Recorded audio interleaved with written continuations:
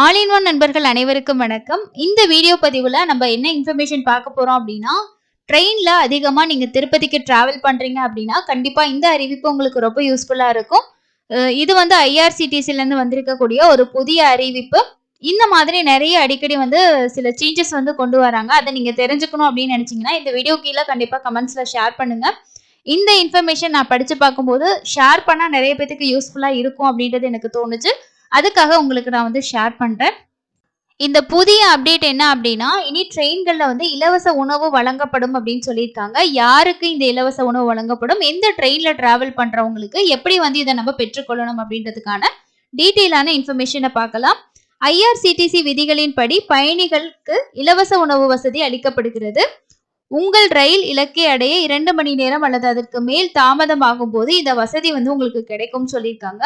ஆனா இந்த வசதியை எக்ஸ்பிரஸ் ட்ரெயின்ல பயணிப்பவர்கள் மட்டுமே பயன்படுத்திக் கொள்ள முடியும் என்பதை மனதில் கொள்ள வேண்டும்.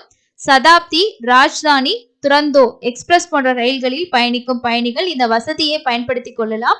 நீங்கள் இந்த ரயில்களில் பயணம் செய்து ரயில் தாமதமானால் கண்டிப்பாக இந்த வசதியை நீங்க பயன்படுத்திக் கொள்ளலாம்னு சொல்லியிருக்காங்க. ரயில்வே விதிகளின்படி ஆன்லைன்ல டிக்கெட் முன்பதிவு செய்யும் பயணிகளுக்கு இந்த வசதியை பெறுகின்றனர்.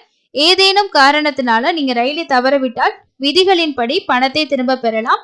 இதற்காக ரயில் நிலையத்தில் இருக்கக்கூடிய புறப்பட்ட 1 மணி நேரத்துக்குள் டிடிஆர் கிட்ட ஃபார்ம் கொடுத்து நீங்க ரீஃபண்ட் வந்து வாங்கிக்கலாம்னு சொல்லியிருக்காங்க. அதே போல இன்னொரு முக்கியமான அறிவிப்பும் வெளியாகி இருக்கு. அதுக்கு என்ன அப்படின்னா, இரவுல உங்களோட போனை வந்து சார்ஜ் செய்ய முடியாது அப்படின்ற அறிவிப்பு தான். நைட்டு 11 மணிலேருந்து காலையில 5 மணி வரைக்கும் ட்ரெயின்ல டிராவல் பண்ணக்கூடிய பயணிகள் உங்களோட ஸ்மார்ட் போன் அல்லது உங்களோட லேப்டாப்பை சார்ஜ் செய்ய இந்திய ரயில்வே வந்து தடை விதிச்சிருக்காங்க.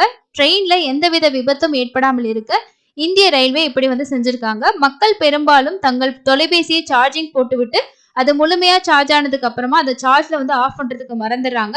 ஸோ இந்த சார்ஜிங் போட்டுவிட்டு பயணிகள் தூங்கி விடுவதால் சார்ஜ் வந்து ஆஃப் பண்ணாமல் இருக்கும்போது இந்த மாதிரி ஏதாவது விபத்துகள் ஏற்படுறதுக்கு வாய்ப்புகள் வந்து இருக்கு.